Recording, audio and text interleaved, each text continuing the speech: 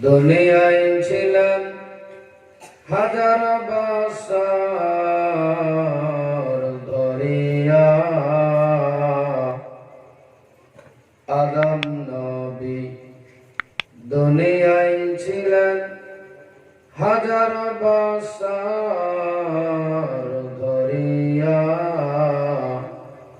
তাকে একদিন যেতে হলো তাকে একদিন যেতে হলো এ দুনিয়া ছাড়িয়া আল্লাহুম্মা সাল্লি আলা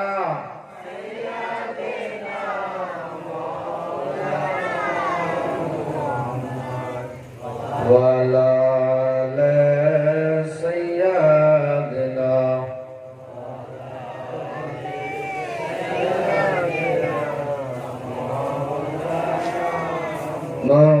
মোহাম্মদ আসমান সুন্দর জমিন সুন্দর আর সুন্দর গাছপালা আসমান সুন্দর জমিন সুন্দর আর সুন্দর গাছপালা তাহার চেয়েও অতি সুন্দর তাহার চেয়েও অতি সুন্দর দয়াল নবী মুস্তাফা আল্লাহুম্মা সাল্লি আলা মাওলানা মুহাম্মদ ওয়া আলা وعلى آل سيدنا ওরে ও মন বুঝিস না তুই বুঝে কেন মানিস না ওরে ও মন বুঝিস না তুই বুঝে কেন মানিস না উম্মতের মায়ায় কান্দেন নবী উম্মতের মায়ায় কান্দেন নবী জেগে সোনার মদিনায় আল্লাহুম্মা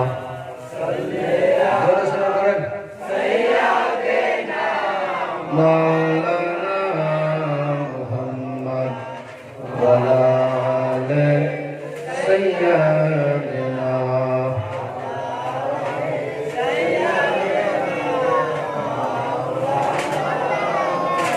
নীল আকাশ আজ লাল হইল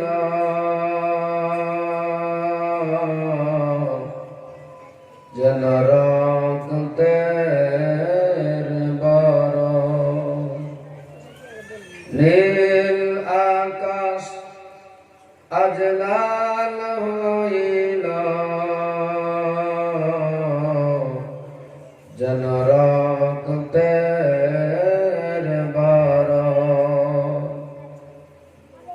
150 খানা চিঠি দিয়া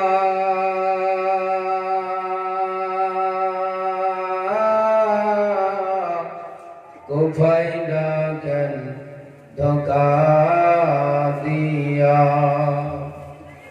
150 খানা চিঠি দিয়া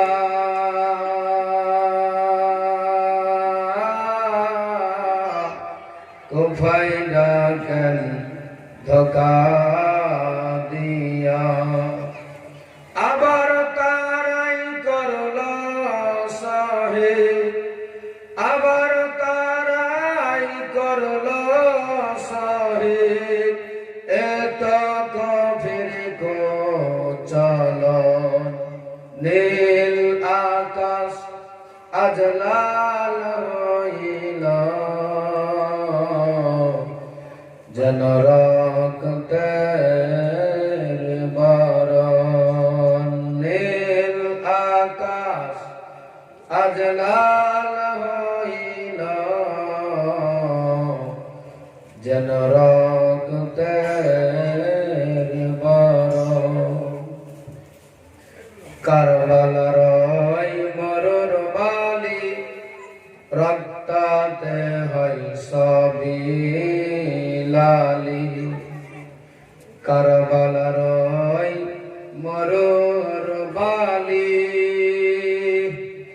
রক্তাতে হয় সবই লালি কি বলিব তোর কেওয়ালি কি বলিব তোর কেওয়ালি ফেটে হয় মোর অন্তর চরণ নীল আকাশ আজ লাল হইল যেন রক্তের বরণ। যাই হোক, উপস্থিত যোগ্য বিজ্ঞ আলে নবী নবী খানদান গৌসে পাকের সন্তান হুজুর পীর সাহেব কিবলা বসে আছেন ও উলামা ইকরামগণ ও বয়োজ্যেষ্ঠ বাবাজিরা, সমবয়স্ক বন্ধুরা, পর্দা আড়ালের মা ও বোন, সকলকে জানাই আমার আন্তরিক শুভেচ্ছা, অভিনন্দন, বুক ভরা ভালোবাসা। আসসালামু আলাইকুম ওয়া রাহমাতুল্লাহি ওয়া বারাকাতুহু।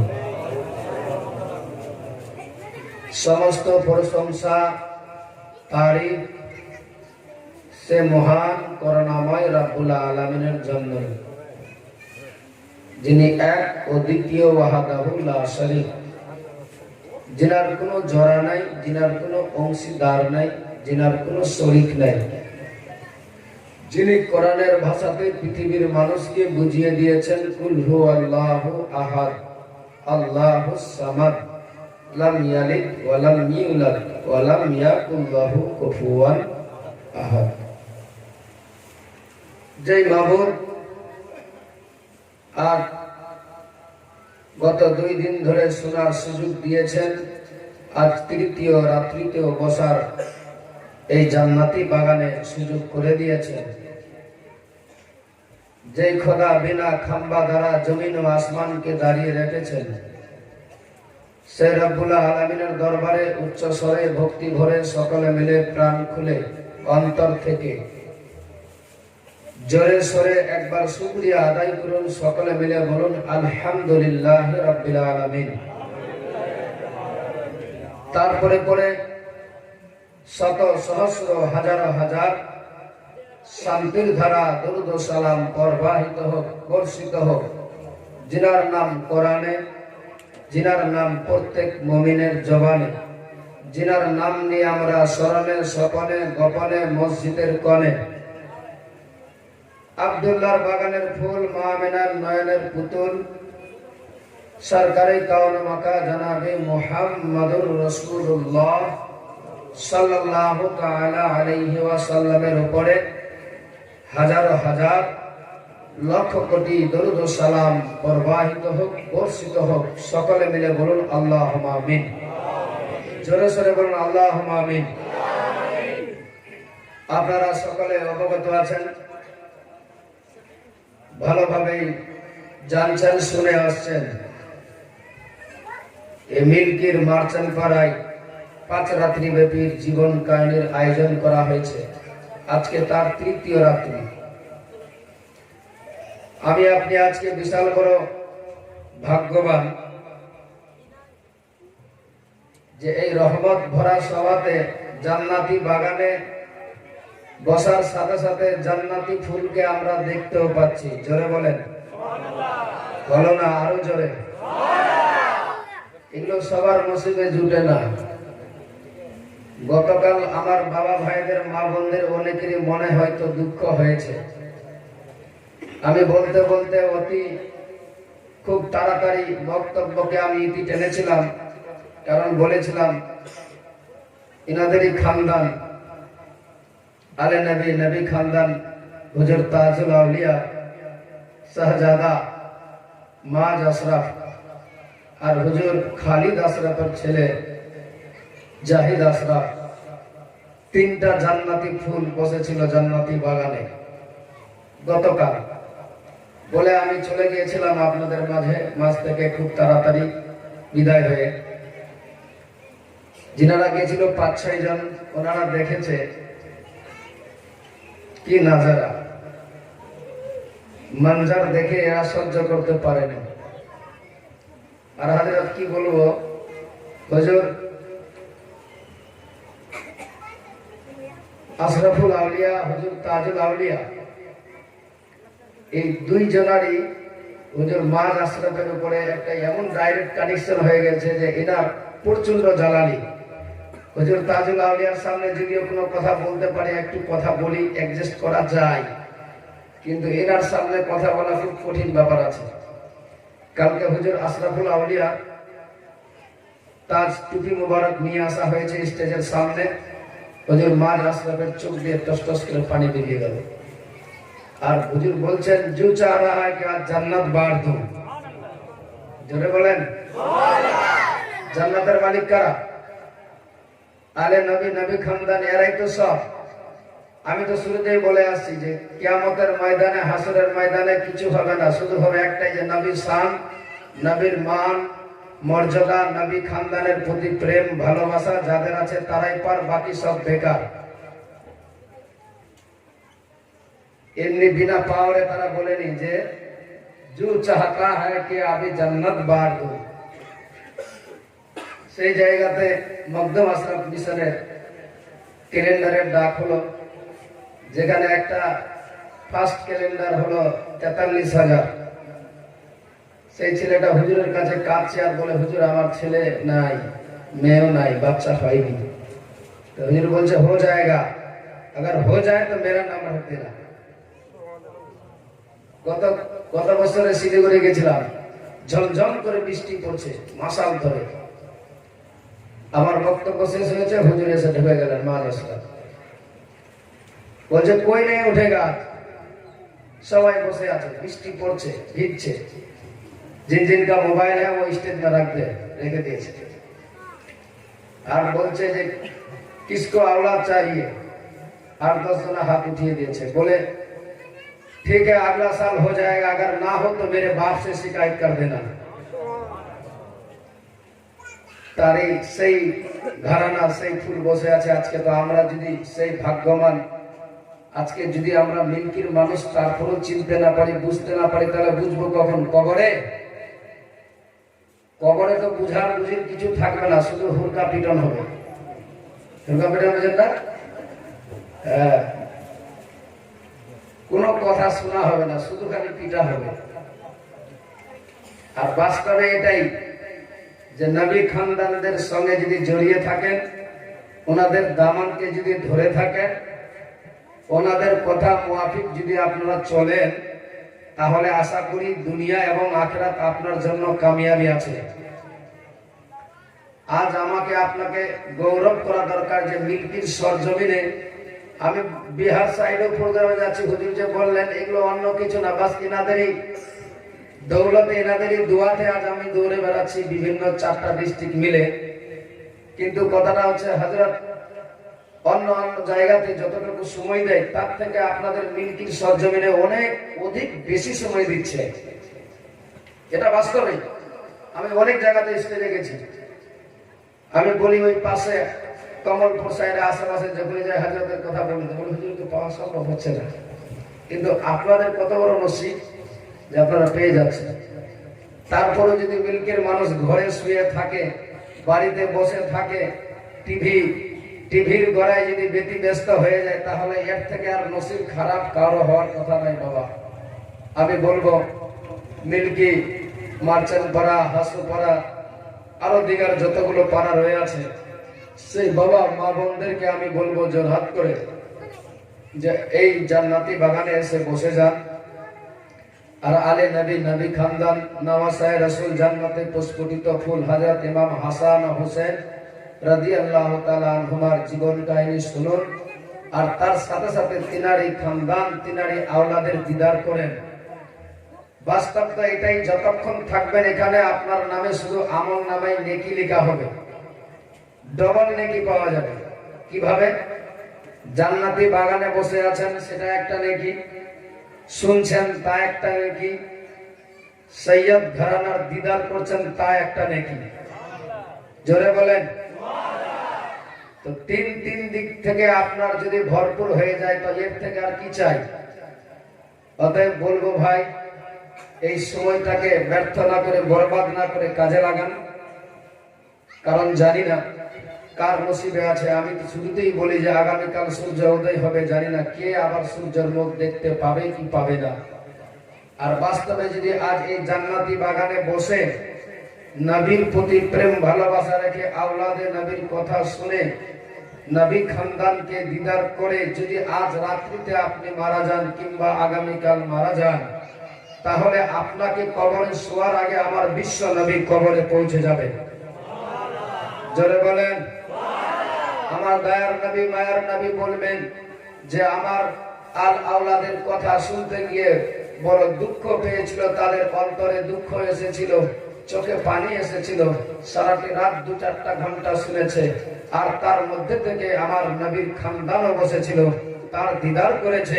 সেই আমার উম্মতি জাহান্নামে যাবে, এটা কখনো হতে পারে না। অতএব তারে জান্নাতে দিয়ে দাও। ভাই, এই জান্নাত পাওয়ার বড় একটা রাস্তা, আমাদের সুযোগ রয়ে আছে। এই সুযোগটাকে হারালে চলবে না। আল্লাহ যেন আমাকে, আপনাকে, সারা পৃথিবীর মুমিন মুসলমানকে যেন এই শরীয়তের পথে, শরীয়তের মতে, নিয়ম পদ্ধতিতে, সিস্টেমে চলার জন্য তৌফিক দান করে। সকলে মিলে বলুন আল্লাহুম্মা আমিন। জোরে সোরে বলুন আল্লাহুম্মা আমিন। গতকাল সময়ের অভাবে পারিনি বেশিক্ষণ থাকতে। আপনাদের সামনে বক্তব্য রেখেছিলাম যে হারিস এই বেঈমান, ওনার বাড়িতে আমার ইমাম মুসলিমের 2 ছেলে ঘরের মধ্যে দরওয়াজা লাগিয়ে দিয়েছে। হারিসের স্ত্রী ভেবেছিল যে যখন আজ আমার স্বামী চলেই এসেছে, দিনের বেলা বেরিয়ে যাবে, সন্ধ্যাবেলা, আগামীকাল সন্ধ্যা সূর্য ডোবার সাথে সাথে আমি এদেরকে সোনার মদিনা পাঠাবার ব্যবস্থা করব। এটাই ছিল তার শুধু চিন্তা ধারণা। কিন্তু হলো না। কারণ আমার বিশ্ব নবীকে, মায়ার নবী, দয়ার নবীকে এই মুসলিমের 2 ছেলে ইব্রাহিম ও মোহাম্মদ স্বপ্ন যোগে দেখার কারণে তারা উঠে বসে গিয়েছে। 2 চোখ দিয়ে টস টস করে পানি গড়িয়ে যাচ্ছে, আর শুধু হাউ হাউ করে কাঁদছে তারা। এই কান্নার আওয়াজ জাহান্নামী হারিসের কানে পৌঁছায়।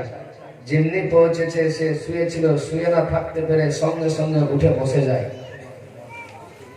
বিবিরে বলে, কেন? আমি শুনতে পাচ্ছি কান্নার আওয়াজ পাওয়া যায় আমার বাড়িতে।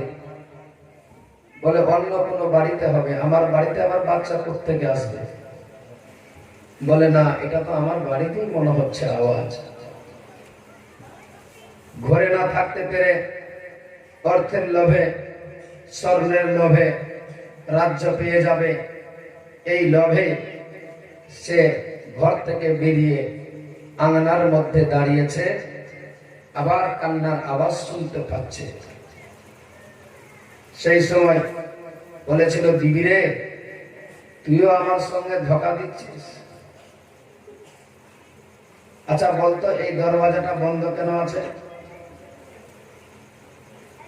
দেখেন, আলে নবী, নবীর খানদানকে, জান্নাতি ফুলদেরকে, পুষ্পটিত ফুল, যাদের চেহারা পূর্ণিমার চাইতেও বেশি চকচক করে, সেই ছেলেদেরকে রেখেছে ঘরের ভিতরে। উদ্দেশ্য একটা ছিল যে আমি এদেরকে যদি সোনার মদিনায় পাঠাতে পারি, তাহলে আমার বিশ্ব নবীর শাফাত পেয়ে যাব। আমার নবী আমারে জান্নাত দিয়ে দিবে। এই জান্নাত পাওয়ার আশায় সে বলছে, স্বামী, আসলে কথাটা হচ্ছে, ঘরটা এই জন্য বন্ধ রেখেছি আমি যে আপনি কখন আসবেন না আসবেন জানি না, যার ফলে আমি দরওয়াজাগুলো সব বন্ধ করে দিয়েছি।